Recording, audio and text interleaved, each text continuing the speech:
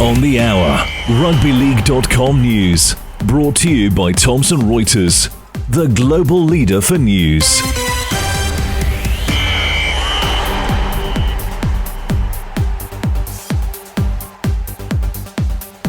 Coming up, Newcastle come from behind to upstage Manly in Golden Point thriller to kick off round 14. Final warning for Gold Coast coach Des Hasler after his latest criticism of match officials, and PNG women's coach Tani Norris to stay on with the Orchids until next year's World Cup.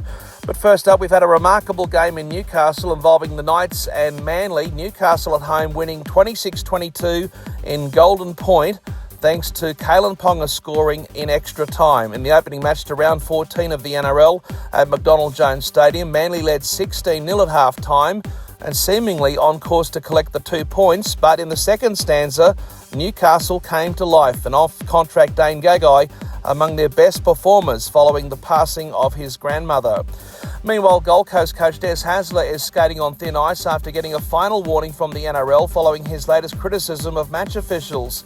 Hasler pushing the envelope, so to speak, with his post-match comments last weekend, with Gold Coast now rock bottom in the NRL amid growing speculation that Leeds coach Brad Arthur could take his job.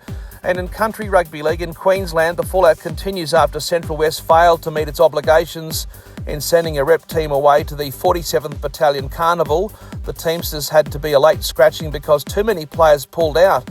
It's understood the league is now considering the suspension of 6 players from 3 clubs, with the start of the local finals now barely a week away.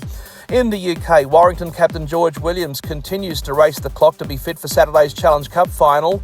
As part of his recovery from an ankle injury, Williams spending every day in a hyperbaric chamber to speed up the process in the hope that he'll be okay to play at Wembley against hot favourites Hull KR.